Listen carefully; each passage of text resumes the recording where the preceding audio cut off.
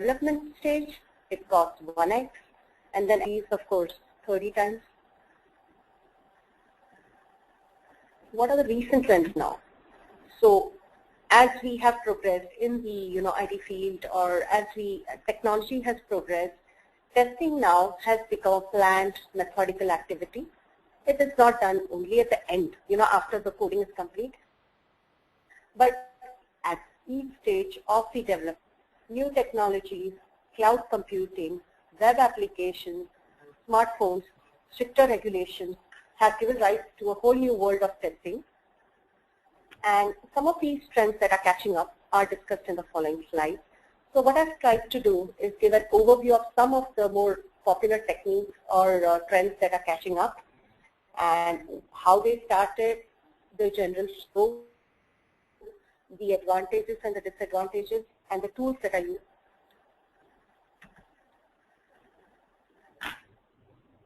So what are the recent trends?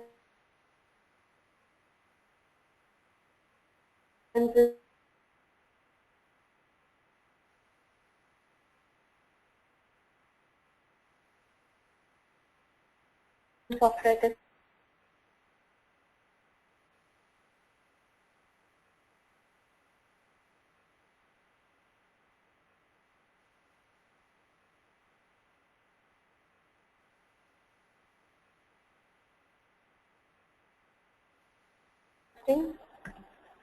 A very development.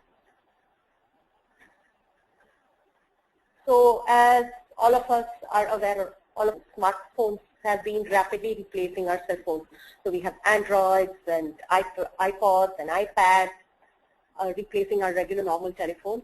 And all of us are depending more and more on our smartphones to carry out our everyday tasks, be it internet banking or communication, of course, and then photographs and whatnot. And the factors for mobile application testing, what would they be? It would include security, stability across a wide range of operating systems, because different carriers or different manufacturers have different operating systems. And then you have, hardware and the software to take care of. So it must be done on both the software as well as the hardware, the testing. And it's not easy. Why? Because it involves a lot of, testing applications across a wide range of handsets and the languages. You have different carriers or manufacturers, and then different locations to take care of. And tools for testing are available. They are emulators and simulators.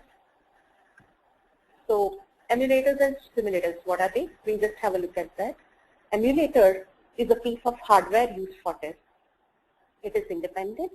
It can be linked to a development environment. And what is a simulator? It is a piece of software with which a code can be run to see that it runs correctly. Emulators mimic the software as well as the hardware environment found on the actual mobile devices, simulate software environment. So depending on what you want to do or how comfortable you are, as a tester, one can take the emulator to test the application or a simulator to do that. An overview for mobile application testing. Here we have the operating system perspective here, the compatibility, iPhone, Android, Blackberries, Windows. And then here you have the hardware perspective, compatibility, interoperability, automation testing, end user, is usability, performance, stress testing, reliability, and then you have all the others, internationalization, local languages being supported, and the others in general you have general communication, testing data exchange, and synchronization testing.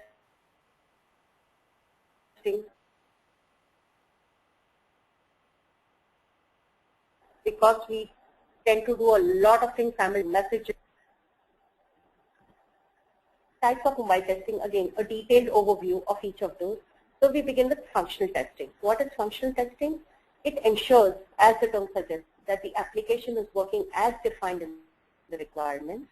Testing, this type of testing, the user interface and call flows, how it flows in that particular handset or mobile. laboratory testing. It is carried out by the network carriers. It is done by simulating the complete wireless network. And why is this done? So that, to find out if there are any glitches when a mobile application uses voice and data connection to carry out some of the functions. The other type is memory leakage testing. It occurs when an application is unable to manage the memory it is allocated. And if you run out of memory, what happens? Resulting in poor performance of the application, and there's an overall slowdown of the system. As mobile devices have significant constraints of available memory, this type of testing is important to see what other tasks can be, allocated within a certain memory limit. Interrupt testing, again, as the term suggests, an application while functioning can face several interruptions like incoming call, outage, area, recovery. So an application should be able to withstand all that and handle these interruptions. How?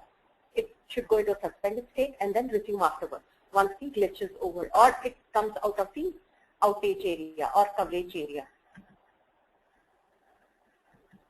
Usability testing, this is crucial for the manufacturers because it would determine if the application is getting a favorable response from the end users, and this would be the key to commercial success for any device. Installation testing, not all mobile sets come with pre-installed applications. So what you have to do is install. So installation testing, it verifies that the installation progress goes smoothly without any difficulty, and this typically covers installation from the store, updating, and uninstallation of the application. Certification testing, again, each mobile has to be certified, and so again certain guidelines which are set by different government organizations or regulatory bodies. So this type of testing makes sure that your certification or compliance certificate, your mobile behaves or is in compliance to get a compliance certificate. Tools that are available for mobile application testing, you have Android, Google Android, .mobi emulator, iPhone, BlackBerry simulator, iPad, iPhone, W3C, OK Checker. These are just some of the tools that are listed. There are obviously a lot more in the market, and new tools are coming up every single day. Now coming to the challenges faced by mobile testers, testing across various OS platforms, then different handsets. All of us are aware there are millions of models available. So as a tester, you have to make sure that each set passes the guidelines that are set. Then languages across the world, there are millions of languages, so it has to be supported for that particular area at least. And then security is a big concern because you have personal data that is being passed along. So you have identity thefts that can happen or data that can be hacked. So security is an issue and a challenge. Data integrity, again related to security in a way, because a lot of data across back and forth worldwide. Coming to the next emerging technology, that is test-driven development, known as TDD. Test-driven development, or TDD as it is more formally or popular. Kent Beck was the one who discovered it in 2003. It is not exactly a new technique, but it is gaining importance. And why? Because it ensures that the source code is thoroughly unit tested. As many of us are aware that unit testing is not always done in the scheme of things. It's like, okay, let's get this done and test it by the testers. So in that kind of scenario, it is quite possible that quite a few bugs get away. So this test makes sure that each source code piece is unit tested, and it allows an incremental methodology. That is, you do a piece, test it, and go to the next piece. You don't just keep coding till the end and then say, okay, where did I go wrong? How do I fix it? So it allows an incremental methodology, and defects are detected and fixed as soon as the code is written and not at the end of the iteration cycle or milestone, which normally used to happen earlier. In traditional methods, unit testing is not strictly enforced, like I mentioned earlier, but in test-driven development, testing drives the coding and the software cycle and ensures that unit testing is done. Test-driven development, this is a very typical flow. So you first, what do? You first write a test, and that test should fail. Why should it fail? So that you know that how to go ahead and how to go ahead properly. So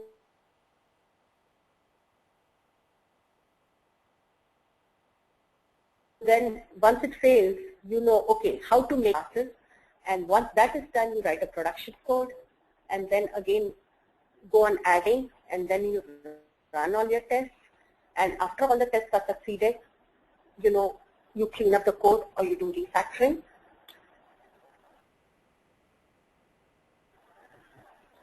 This is also known as, I've come across some terms like traffic coding. Why? Because it uses red, yellow, and green. Red for, the flow. So red, why red? Because you write a test that does not work. And then yellow, what do? You make it work. You can mess it up here if you want to make sure that it works. And then going ahead for green, what do? You refactor. That is, you clean up the mess that you may have created to make it work. There are, coming to the levels of TDD, there are two levels of TDD. You have acceptance TDD or ATDD as it is known, where the writer writes a single acceptance test and the code is written to execute that particular test. And the aim here of ATDD is to specify the requirements.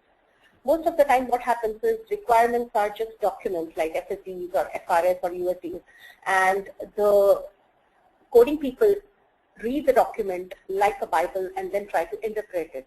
So what can happen is, sometimes reading between the lines and among the lines can cause errors, as all of us are aware, and lead to, implementing a function which is not exactly what is required by the client or the customer. So the aim here, since you write a test and make sure that the test passes and then write the code, you specify the requirements in a better way than just documenting them in an FSD or a URS. The second level is the developer TDD. Here you write a single developer test and then just enough production code to fulfill that particular test. So again, you don't go from start to finish trying to, end the whole cycle there. The goal here of the developer is to specify a detailed executable design for your solution on a just-in-time basis. Again, timing being crucial, so you have everything done just the right way in the right time. Developer TDD is often called just a TDD, and the aim here is to specify a detailed design. The tools used here, JUnit for Java, Google Test, you have HTML unit, you have a CS unit for .NET, you have a VB unit. And of course, lots of others, I'll just mention a few. The advantages here, detailed testing, because you go step by step. You have clean coding because you do refactoring. And in the first place, your test drives your coding. So you know exactly what you have to write to make the test pass. And then you develop high quality code in less time. The disadvantages, this is not useful for databases and for large functionalities where you need to, write a huge piece of code. And again, this is useful for legacy ongoing, and if you try to add something to an existing one, obviously this won't be very useful. So that is one of the disadvantages of legacy, not supporting legacy applications. The next one that we come to now is testing as a service, and TaaS, and this is also cloud computing, as most of us know. Cloud computing is an internet-based solution.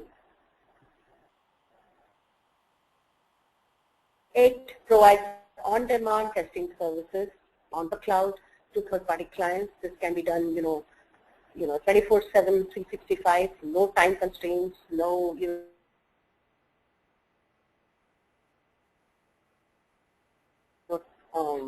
date constraints. And Harvey is the person who first suggested computer time sharing technology. Way back in, 60s, 70s, he said that, there would be a time when computing power and even specific applications could be sold through utility business models, much like, water or electricity. And shared resources, software, and information are provided to computers and devices on demand. And it provides testing capabilities to end users. It offers a platform, that is testing as a service, offers a platform to utilize shared resources in a pay-as-you-go model. And why is this catching up, cloud testing or testing as a service? Because, limited test budgets for organizations, meeting deadlines, and then high costs per test. We just saw the cost for, defect fixing. There are large number of test cases, which are of little use. Once you write them and execute it, it's like redundant. And then you cannot really use those test cases again. So redundancy of test cases, and then geographical distribution of users in an on-site offshore model, and then are some of the problems faced by organizations. And today, what is happening is most of the companies recognize TAS as a tool to deal with a, concerns or to, cost reduction for managing a wide range of testing projects across a wide variety of platforms, and the pressure to resolve higher defect rates in a shorter time. Going ahead, a very typical structure from Wikipedia, cloud testing. So stress testing can be done, load and performance testing can be done, functional testing, latency testing, browser performance can be checked, compatibility across various platforms can be checked, and since this is on the cloud, it gives the advantage of, you don't have to be restricted to a geographical location, and the number of testers can also again be flexible and across the globe.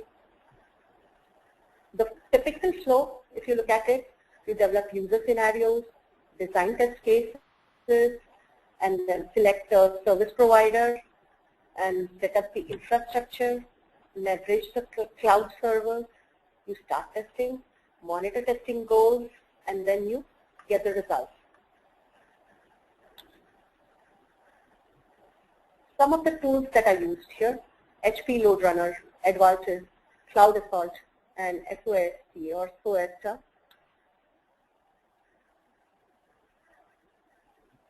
What are the advantages here? There's a drastic cutback in infrastructure costs and immediate access to a range of testing scenarios, because this is, you have service providers, you just contact them and they would set up everything for you. So you don't have to go running around setting up the infrastructure, looking for resources or test cases. So, there's an immediate access, and there's a reduced time for resolving critical and non-critical defects. Again, because there's a wide range of testers and testing facility and infrastructure available. Disadvantages here: some applications cannot be tested on the cloud, data on the cloud, and some of them need hybrid, models to be tested, some of the applications. So that are some of the disadvantages. Crowdsourcing, that is another emerging trend, and that is catching up and becoming very popular. While application testing, crowdsourcing, or testing web applications, for example, crowdsourcing is becoming a very popular trend. What is crowdsourcing? Crowdsourcing is a combination of the words crowd and source, outsourcing. This was coined by Jeff Howey in June 2006. So he cites a typical example in Wired magazine, and he says a company, and I quote whatever story or example he has quoted here. For example, a company that needs to buy some stock photography. So what does the company or the organization do? The first option would be, of course, to do the photography photography itself, get photographers or get in-house for some photography, but in-sourcing would be expensive and the company may not be equipped for it to get high quality photographers or the equipment. The second option would be outsourcing. So what do? The company finds a photographer who's willing to take photographs and charges $100 a picture. The third option would be crowdsourcing. So what does the company do here? The company finds a stock photograph on the web. The cost would be, for example, $1 per picture. And so like there would be tons and tons of photography, websites or images available on the web. So the cost is going to reduce. And so, as Jeff Harvey quoted, there's a $1 solution to your $100 problem. And that is the power of crowdsourcing, which the organizations nowadays are recognizing and trying to leverage. A little more about crowdsourcing. So Jeff Harvey coined the term in 2006. There are 99 designs, which was the first crowdsourcing, design. Microburst is the fastest growing crowdsourcing. It is used in crowdsourcing is used in 200 countries worldwide, obviously.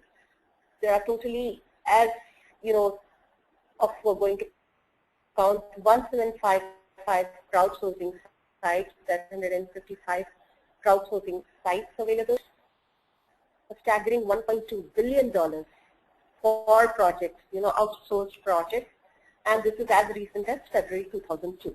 So just an example of crowdsourcing. Crowdsourcing, outsourcing tasks to a group of people. A group of people are invited to test web applications or mobile applications.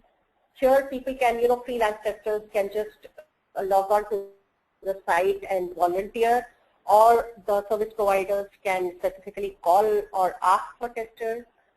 And what is the aim or the objective? Is to discover loopholes and suggest new ideas. Testing is carried out by a number of different testers from across different places.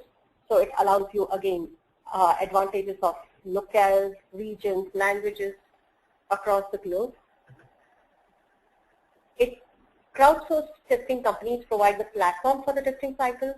They crowdsource the product to a community of testers who register for the testing services voluntarily, like I mentioned, some freelancing people who would like to do it, and testers are paid per bug depending on the type of the bug and its market price. So critical issues obviously get paid highly, not so critical issues down the line, and minor issues, of course, even less.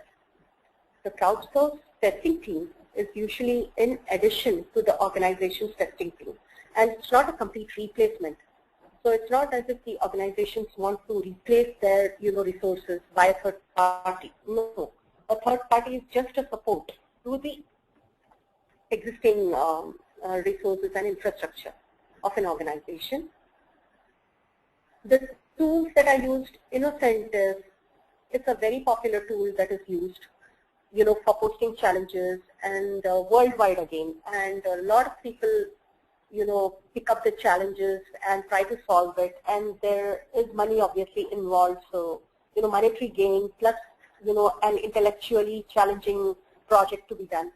So Innocent is a good crowdsourcing provider, and Top Coder is another one. Amazon, all of us have heard about Amazon. So one of their Amazon Mechanical Turk is one of the platforms. And UTest is another platform that, a crowdsourcing platform. Advantages, it is cost effective, as the product company pays only for the bugs reported, so they don't pay for the whole testing cycle as they normally would otherwise. And time to test the software is comparatively less. The reason could be that there are many testers testing across different functionalities, different domains. So there's a lot of cross-functional testing, and the times are reduced. So it's not a single person trying to do this, then do that, across to get it done. So obviously the time is less. It leads to better productivity. Large number of testers testing a software simultaneously, as I mentioned. Testing can be done quickly, giving more time to market. So once you have a product, usually earlier what used to happen in the initial stages is you get the code written, try to do that and rush to do the testing done, make sure that your things are working, and then sometimes your deadlines are kind of very close, or you go over the deadline. But now you have testing that can be done quickly, so it gives you the advantage of time to market, so you can improve upon that. And then the pool of testers is diverse with variations in languages and locales. So advantages of localization and internationalization, and which are based on localization. Coming to the disadvantages, security and confidentiality is an issue. When offering a project to a crowd for testing, it is exposed to a large number of internet users worldwide. And if the project is not released or is still under production or in the initial phases, then it's a very big risk, because a large number of users will and can discover its secret, and this inconsistent. So this obviously is not going to work for sensitive applications or applications that deal with security. The other problem is inconsistent quality and increased workload. The users that compose the crowd of testers are from different backgrounds, they speak different languages, they have different levels of experience. So what can happen is, you could have many poorly written bugs, or duplicate bugs, or erroneous bugs, or the, bugs not, documented properly.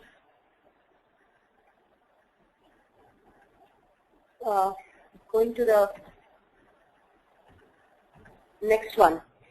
Like we mentioned earlier in the previous testing, that if a system is under production, or for top security applications, data, how do you manage the data? Because this is everyone in the world and anyone in the world can test it.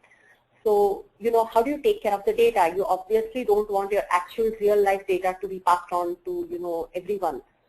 So what do? So this has given rise to a new emerging field of test data management. So what is test data management? As the term suggests, it is managing the data for testing in a nutshell. So in a little bit of detail, it ensures the availability and security of the test data for large-scale testing projects. While testing an application, confidential information can get exposed to testers. So breach of this data can lead to serious damage, both to the brand as well as the business concerns. So vendors are now creating test-only data, which will help maintain the privacy and the security while using it. And it does not deal specifically with test cases. Thing to note here is it does not actually, give you actual test cases, but it deals with the data that you use for creating test cases and then executing them. The toughest part is finding the test data. So the data has to be in accordance with the application, but should not reveal, sensitive information. So that is the toughest part. The tools that I used, CompuWare, File, these are solutions. Grid Tools, a popular, organization that provides test data, and Solid Solution, another tool that can be used. The advantages: the data can be shared, the actual data is secure, and disadvantages: all data cannot be sanitized, and so hence, since it cannot be sanitized, it may not be suitable for very sensitive data. So that is the disadvantage. Security testing. Again, with the cloud and the net and web applications and a lot of data floating around, we have security testing that is emerging as a very popular, tool, and this trend is catching up. So what is security testing? The purpose of security testing is to discover the vulnerabilities of the web application. So the developers can remove the vulnerability or the glitch from the application and make the web application and data safe from unauthorized actions or people or hackers. What is the need for security testing? Lot of data is stored on the web, and sensitive data. Transactions are increasing, for example, net banking. Security testing is becoming necessary. Security testing is a process which determines that the confidential data stays confidential and data is not exposed to or handled by malicious sites or people. Going further, this is a typical flow. So for example, this is a normal user. This could be a hacker who enters, at the start posing as a normal user. This is done through the, password hacking. So log in as a user, hack the password, try to get in, and effortlessly that is done. The other point is here. So they can do, injections, SQL injections, or, crack the code, try to take advantage of the queries, SQL queries, or the sensitivity of the code, or the, the loopholes in the code to get into the application. Another view of security testing is you have data access, session management to think of, authentication, authorization, confidentiality, of course, server and code management, data validation, error handling, network security. For some of the tools for security testing, for Windows-based computers, there are 7 different types that are known. Code scanners, network or OS vulnerability scanners, application or database vulnerability scanners, password crackers, file searching tools, network analyzers, exploit tools. Some of the terms, okay, before we go here, security testing involves it is obviously complex, and it involves typical terms which a tester has to know or should be familiar with. So let us look at some of the typical terms used. Vulnerability is a weakness in the system, and it can be either a virus, a bug, or an injection. We'll come to what is an injection a little later. Spoofing. What is spoofing? It is creating look-alike websites or emails. This is very typical for banking, net banking, or income tax sites. We often get full and phishing scams. So creating a look-alike of a bank site, for example, so the user can log in and then get all the data. URL manipulation, changing an information in the URL, which will cause a misbehavior in the server, and information can be extracted. XSS, cross-site scripting.